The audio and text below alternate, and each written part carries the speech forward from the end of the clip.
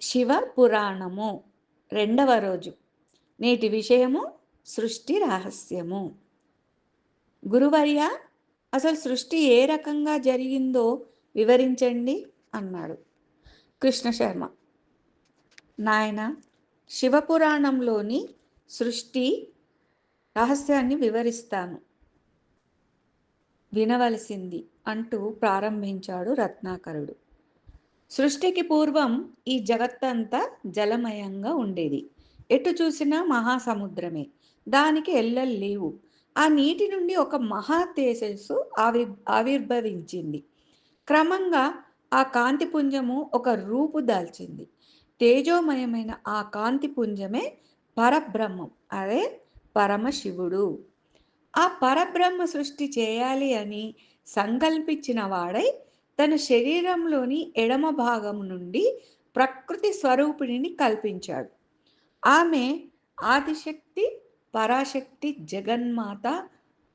శక్తి ప్రాదుర్భమైన తర్వాత పరమేశ్వరుడు సృష్టి ప్రారంభించాడు. మొదటగా పరమేశ్వరుడు ప్రకృతి స్వరూపమైన ఆదిశక్తిని తన వామాంకము పైన ఆసీనురాల్ని చేసి ఆమెను కౌగలించుకొని విహారానికి బయలుదేరాడు. ఆ సమయంలో పరమేశ్వరుని సంకల్పం వల్ల నీలిమేఘశ్యాముడు 4 చేతులు కలవాడై ఆ చేతుల యందు శంఖ, చక్ర, గద, పద్మములను ధరించినవాడు, లక్ష్మీదేవితో కూడినవాడు ఆయన శ్రీమన్నారాయణుడు ఉద్భవించాడు. పరమేశ్వరుడు అతడికి పట్టు వస్త్రములు, మణిమయ కిరీటము, కౌస్తుభము ప్రసాదించాడు. అతడు పీత వస్త్రములు ధరించినాడు కాబట్టి పీతాంబరుడు, లక్ష్మీ సమేతుడు కాబట్టి మాధవుడు, విశ్వవ్యాప్త కాబట్టి విష్ణువు, సృష్టికి ముందుగా పుట్టాడు కాబట్టి పురుషోత్తముడు అని ప్రసిద్ధి చెందాడు. పరమేశ్వరుడు నారాయణుడికి ఓం నమ శివాయ అనే పంచాక్షరి మహామంత్రాన్ని ఉపదేశించి, నారాయణ, సర్వకాల సర్వావస్థలయందు ఈ మంత్రాన్ని జపించు, ఈ జగత్ సృష్టిలో నీదే ముఖ్య పాత్ర అని చెప్పాడు. విష్ణుమూర్తి సముద్రంలో వటపత్రం మీద శయనించి పంచాక్షరి మంత్ర జపం చేస్తుండగా అశరీరవాణి, ఓయి నారమునందుండుట చేత నీవు నారాయణుడా వనబడదు అని పలికింది. నారం అనగా నీరు, జ్ఞానము అని అర్థం. అందుకే శ్రీమన్నారాయణుడు జ్ఞాననిధి. ప్రకృతి త్రిగుణాత్మకమైనది, అనగా సత్వరజస్తమో గుణములతో కలిసి ఉన్నది. పరబ్రహ్మతకు తన వీర్యమును గుణసంచలనము లేనప్పుడు ప్రకృతి యొక్క యోని యందు ఉంచాడు. దీనివల్ల మహాతత్వం పుట్టింది. మహాతత్వము వికారం పొందటం వల్ల అహంకారం జనించింది. ఈ రకంగా అవ్యక్తమైన పరబ్రహ్మ నుండి మహాతత్వము, అహంకారం వచ్చినాయి. అహంకారం నుండి పంచతన్మాత్రలు, శబ్ద, స్పర్శ, రూప, రస, గ్రంథాలు. వాటి నుండి పంచభూతాలు, పృథివీ, జలము, తేజస్సు, వాయువు, ఆకాశము. వాటి నుండి జ్ఞానేంద్రియాలు, కర్మేంద్రియాలు, మనస్సు, బుద్ధి, చిత్తము ఉద్భవించినాయి. ఇప్పుడు శ్రీ మహావిష్ణువు సృష్టి చేయగోరి వేదములు 24 తత్వములు, త్రిగుణములను ఒక్కసారి స్మరించాడు. ఆ సమయంలో అతని నాభి నుండి మహాపద్మం ఒకటి ఆవిర్భవించింది. అందులో 5 ముఖాలతో బ్రహ్మ సరస్వతీ సమేతుడై ఉన్నాడు. అప్పుడు బ్రహ్మ తమోగుణ ప్రధానుడు. కనుచూపు మేరలో బ్రహ్మకు జలము తప్ప ఏది కనిపించలేదు. అప్పుడు పరమేశ్వరుని ఆజ్ఞపై ఓంకార జపం చేయటం మొదలుపెట్టాడు. బ్రహ్మ తపస్సుకు మెచ్చి లక్ష్మీనారాయణుడు ప్రత్యక్షమైనాడు. విష్ణువును చూసి బ్రహ్మ, నీవెవరవు, ఇచ్చటికేల వచ్చితివి అన్నాడు. దానికి నారాయణుడు, కుమారా, జగత్తును సృష్టించాలనే కోరికతో ముందుగా నాభికమలం నుండి నిన్ను సృష్టించాను. సృష్టికి ఆధారమైన వేదములను నీకు ప్రసాదిస్తున్నాను. నీకేం వరం కావాలో కోరుకో అన్నాడు. అప్పుడు తమోగుణ ప్రధానుడైన బ్రహ్మ, నేను స్వయంభువును, ఆది పురుషుడను, నా పుట్టుక కారణం నువ్వెలా అవుతావు అని అడిగాడు. విష్ణువు ఎంతగా నచ్చ చెప్పాలని ప్రయత్నించినా బ్రహ్మ వినలేదు. దాంతో విష్ణువు పరమేశ్వరుని ప్రార్థించాడు. అప్పుడు పరమేశ్వరుడు ఓంకారనాదం చేస్తూ జ్యోతిర్లింగ రూపంలో బ్రహ్మ విష్ణువుల మధ్య ఉద్భవించాడు. ఆ లింగాన్ని చూసి బ్రహ్మ విష్ణువులు అమితాశ్చర్యము పొందారు. ఆ లింగానికి తుది మొదలు కనిపించలేదు. జ్యోతిర్లింగానికి ఆద్యంతములు కనుగొన్నవాడే అధికుడు అని నిర్ణయించుకున్నారు తండ్రి కుమారులు. విష్ణు యజ్ఞ వరాహ రూపంలో అధోముఖంగాను, బ్రహ్మ హంస వాహనం మీద ఊర్ధ్వముఖంగాను ప్రయాణం చేశారు. ఇలా 100 సంవత్సరాలు గడిచినాయి. కానీ బ్రహ్మ విష్ణువులు ఆ లింగం యొక్క ఆద్యంతములు తెలుసుకోలేకపోయారు. అప్పుడు ఆ ఇద్దరు ఇంతకాలమైనా జ్యోతిర్లింగం యొక్క తుది మొదలు కనుక్కోలేకపోయినాం. మనలో ఎవరు గొప్ప అనేది తేలలేదు. కాబట్టి ఇద్దరం కలిసి ఆ పరమేశ్వరుని ప్రార్థిద్దాం అనుకొని పరమేశ్వరుని భక్తి శ్రద్ధలతో పరిపరి విధాల ప్రార్థించారు. వారి ప్రార్థన మన్నించిన పరమేశ్వరుడు పినాక పాణి అయి వారి మధ్యన సాక్షాత్కరించి బ్రహ్మను చూసి, బ్రహ్మదేవ, ఈ జగత్తును సృష్టి కోసం నువ్వు విష్ణువు యొక్క నాభి కమలం నుండి పుట్టావు. సరస్వతీదేవి నీకు తోడుగా ఉంటుంది. ఇప్పుడు తమోగుణం చేత ఆవరించబడి ఉన్నావు. ఆ కారణం చేత నీవెవరవో నీకు తెలియటం లేదు. విష్ణుమూర్తి ఇచ్చిన వేదాలను ఆధారం చేసుకొని సృష్టి కార్యం కొనసాగించు అన్నాడు. తమోగుణరై బ్రహ్మ పరమేశ్వరుని లక్ష్య పెట్టలేదు. అంతేకాకుండా నేను సృష్టికర్తను, నాకు 5 ముఖాలున్నాయి, మరి నాకు 5 ముఖాలు ఎందుకున్నాయి అన్నాడు. దానికి పరమేశ్వరుడు కోపించి ఎడమ చేతి చిటికన వేలి గోటితో బ్రహ్మ యొక్క 5వ తలను ఖండించి వేశాడు.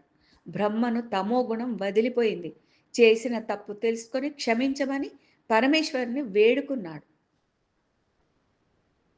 పరమేశ్వరుడు ప్రసన్నుడై, బ్రహ్మదేవ, వేదాలను తీసుకో, ఆ విజ్ఞానం వల్ల సృష్టి ప్రారంభించు. బ్రహ్మదేవుడవైన నీవు సృష్టికర్తవు, విష్ణుమూర్తి స్థితికర్త, నేను రుద్రుని రూపంలో లయము కావిస్తాను. మనమే త్రిమూర్తులము. మనము 3 రూపాలలో ఉన్నప్పటికీ మనకు భేదములు ఉండవు.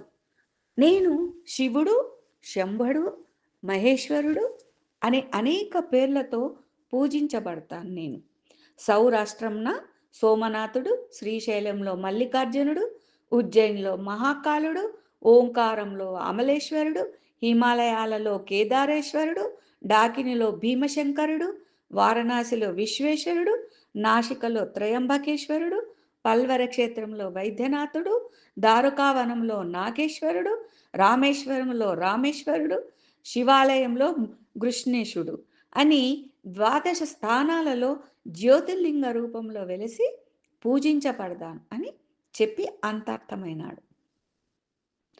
ఆ తర్వాత బ్రహ్మదేవుడు ఈ జగత్తును ఏ విధంగా సృష్టి చేశాడో చెప్తాను, వినండి. బ్రహ్మ సరస్వతి సమేతుడై పద్మాసనం మీద కూర్చొని ఉన్నాడు. ఆ నీటిలో ఒక అండము తేలుతూ వచ్చింది. దాని నుంచి ఓంకారం వినవస్తుంది. బ్రహ్మ ఆ అండంలో ప్రవేశించి తమోగుణ ప్రధానమైన శరీరాన్ని వదిలి 4 ముఖాలు కలిగిన శరీరాన్ని ధరించాడు. బ్రహ్మ వదిలిన తమమే రాత్రి అనబడుతుంది. బ్రహ్మ ముఖం నుంచి పరమేశ్వరుని అనుగ్రహం వల్ల ఓంకారం వచ్చింది. దాని నుంచి భూలోక, భువర్లోక, సువర్ణాకాలు పుట్టినాయి. తర్వాత సూర్యుడు, తపము, సత్యము మొదలైనవి ఏర్పడ్డాయి.